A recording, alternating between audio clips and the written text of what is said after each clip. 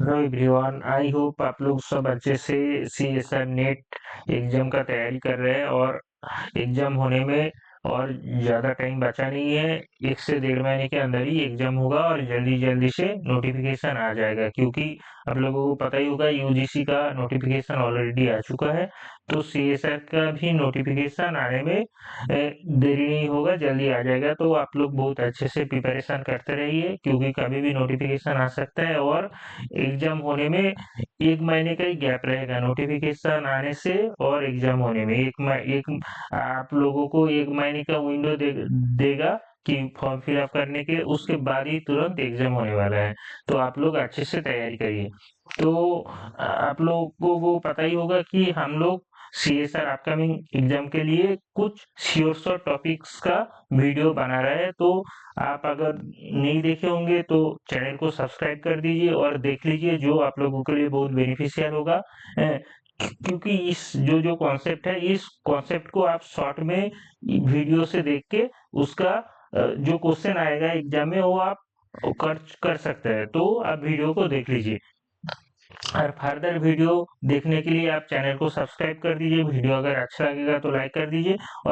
और कोई फ्रेंड जो सेम एग्जाम के लिए तैयारी कर रहे होंगे उनको भी शेयर कर दीजिए, उन लोगों को लिए भी बेनिफिशियल होगा। तो आज एक न्यू टॉपिक्स के साथ आए हैं। आप लोगों को पता ही होगा कि सेल सिग्नलिंग से हर बार बहुत सारा क्वेश्चन पूछा जाता है। सेल सिग्नलिंग सीएसआर के लिए एक अच्छा टॉपिक है। तो अगले वीडियो पे हाँ, हाँ, मैं ट्रिप्टोफैन का ओपेरॉन के वीडियो बनाया था।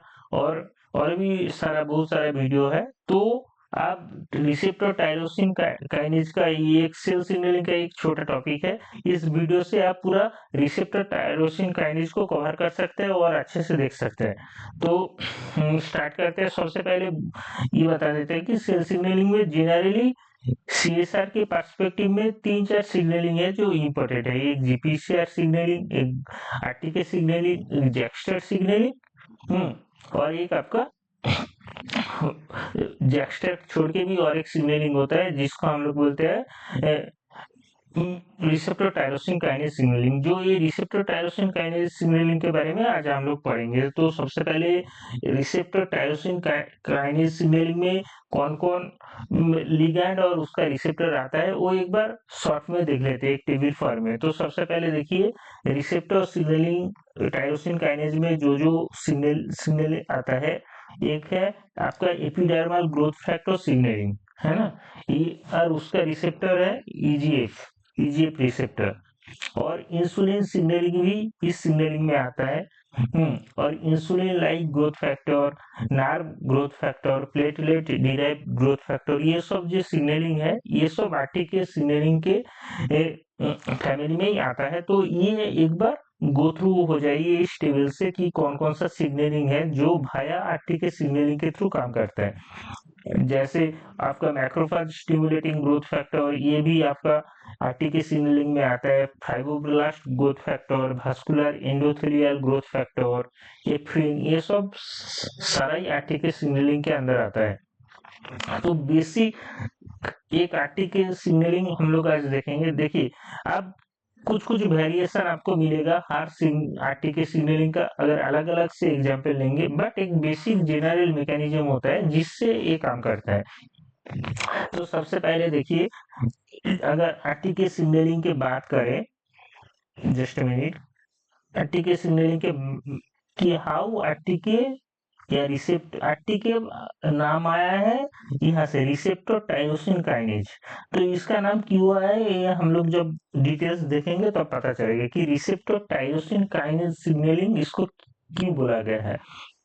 इसको रिसेप्टर टायरोसिन काइनेज मतलब, ये आप लोगों को पता होगा, काइनेज मतलब जो कोई प्रोटीन को फॉस्फोराइलेट कराते हैं, और फॉस्फेटेज मतलब जो कोई प्रोटीन का फॉस्फोराइलेशन को रिमूव करता है। तो अगर रिसेप्टर टायरोसिन काइनेज का यहाँ पे बात हो रही है, तो देखिए रिसेप्टर टायरोसिन काइनेज का जो रिसेप्टर होता है वो ट्रांसमेम्ब्रेन रिसेप्टर होता है। जो क्या होता है, आपका सेल सरफेस का जो मेम्ब्रेन है, मेम्ब्रेन पे बाइंड रहता है। तो ये सेल सरफेस रिसेप्टर है।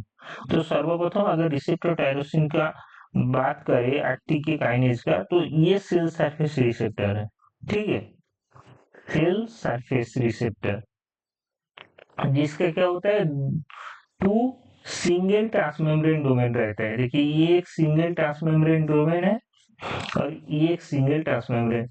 तो when the ligand is bound in the receptor, then two single transmembrane receptor dimerize।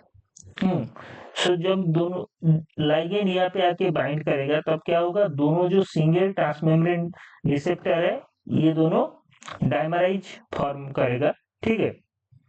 और डायमराइज फॉर्म होने के बाद क्या होता है, देखिए ये जो सिंगल ट्रांसमेम्ब्रेन डोमेन है इसके नीचे जो साइटोसोलिक साइड है, साइटोसोलिक साइड में कुछ कुछ पोजीशन में टायरोसिन है, ये टायरोसिन है, ये जो ये सब साइड पे टायरोसिन है। अब देखिए यहाँ पे क्या होता है, कोई काइनेज बाहर से आता नहीं है, खुद का जो रिसेप्टर का जो काइनेज डोमेन है ये क्या करता है, एक दूसरे को फॉस्फोराइलेट कराते हैं टायरोसिन पोजीशन में। इसलिए ये जो फॉस्फोराइलेशन होता है इसको बोलते हैं ऑटो फॉस्फोराइलेशन। ऑटो फॉस्फोराइलेशन मतलब खुद का काइनेज डोमेन खुद ही को फॉस्फोराइलेट करा रहा है, फॉस्फोराइलेशन। इसका इसका जो काइनेज डोमेन है, ये जो काइनेज डोमेन है ये क्या करता है, खुद का जो टायरोसिन है उसी को फॉस्फोराइलेट कराएगा। अब क्या होता है, कभी कभी क्या होता है ट्रांस ऑटोफोराइलेशन, मतलब इसका जो काइनेज डोमेन है इधर वाला जो टायरोसिन है यहाँ पे फॉस्फोराइलेट कराएगा भाया एटीपी, और इसका जो काइनेज डोमेन है ये क्या करेगा, इधर साइड में फॉस्फोराइलेट कराएगा टायरोसिन पोजीशन में भाया एटीपी। तो इस प्रोसेस में एटीपी का जरूरत पड़ता है। तो आफ्टर फॉस्फोराइलेशन इन टायरोसिन क्या होता है, एक पर्टिकुलर प्रोटीन आता है जिसको बोलते हैं GRB2। GRB2 यहाँ पे क्या होता है, एडाप्टर प्रोटीन की तरह काम करता है GRB2, ठीक है। ये GRB2 act as adapter protein. एक इसका अगर GRB2 का बात करें, यहाँ पे इस प्रोटीन का 3 डोमेन है, एक SH2 डोमेन है और 2 SH3 डोमेन है। अब SH2 डोमेन के थ्रू ये क्या करता है, वो जो ट्रांसमेम्ब्रेन मतलब ट्रांसमेम्ब्रेन रिसेप्टर का जो टायरोसिन में फॉस्फोराइलेशन हुआ था उस वहां पे जाके SH2 डोमेन बाइंड करता है, और उसके बाद क्या होता है, SH3 डोमेन पे क्या बाइंड करता है, SOS protein. SOS act as a GEF। GEF मतलब गुआनिन न्यूक्लियोटाइड एक्सचेंज फैक्टर, जो क्या करता है, तो यहाँ पे इस सिग्नलिंग में आरटीके सिग्नलिंग में SOS act as a GEF। तो सॉस का यहाँ पे एक साइट है जो प्रोलिन रिच रीजियन है, वो क्या करता है, GRB2 का SH3 डोमेन पे जाके बाइंड करता है। When sauce bind with the GRB2, sauce is activated। जब सॉस एक्टिवेटेड होता है वो क्या करता है, आपका इनएक्टिव जो रेस प्रोटीन है, इनएक्टिव क्यों है, क्योंकि ये GDP के साथ बाउंड है। इसको सॉस क्या करता है, GDP को रिमूव करते हैं और बाहर से GTP आके बाइंड होता है, तो क्या होता है, ये रेस आपका एक्टिव फॉर्म में आता है। तो यहाँ पे सॉस क्या काम कर रहा है कि रेस का जो इनएक्टिव फॉर्म था उसको एक्टिव फॉर्म में कन्वर्ट कर रहा है भाया GTP।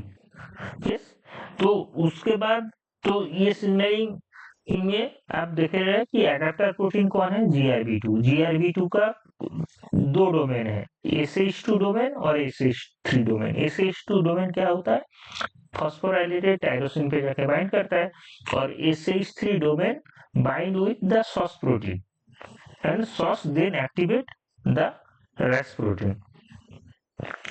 तो इसके बाद अगर देखें रेस प्रोटीन जो एक्टिवेट होता है, ये देखिए अब ये रेस प्रोटीन हो गया। After activation of Ras activate Raf. तो Ras is one of kinase, which activate the RAF via the phosphorylation, and when RAF is inactive then bound with the 14-3-3 inhibitor protein। देखिए यहाँ पे जब inactive form में है रैफ किसके साथ bound किया, 14-3-3 इनहिबिटर के साथ बाउंड है, but when RAS activate RAF the 14-3-3 inhibitor protein is removed। ठीक है, उसके बाद क्या होता है, उसके बाद रैफ किसको एक्टिवेट करता है, रैफ एक्टिवेट मिक को एक्टिवेट करता है। सिंपली मिक को एक्टिवेट करने के बाद मिक क्या होता है, मिक मैप काइनेज को एक्टिवेट करता है, और ये मैप काइनेज को कहा जाता है, ये ट्रांसलोकेट होता है इन द न्यूक्लियस।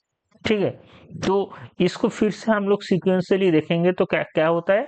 सबसे पहले आपका लाइगेंड आके रिसेप्टर पे बाउंड हुआ, रिसेप्टर पे बाउंड होने के बाद दोनों रिसेप्टर डायमराइज फॉर्म हुआ, डायमराइज फॉर्म होने के बाद क्या हुआ, ऑटोफॉस्फोराइलेशन हुआ टायरोसिन में ऑटोफॉस्फोराइलेशन होने के बाद कौन सा अडैप्टर प्रोटीन आया बताइए, GRB2।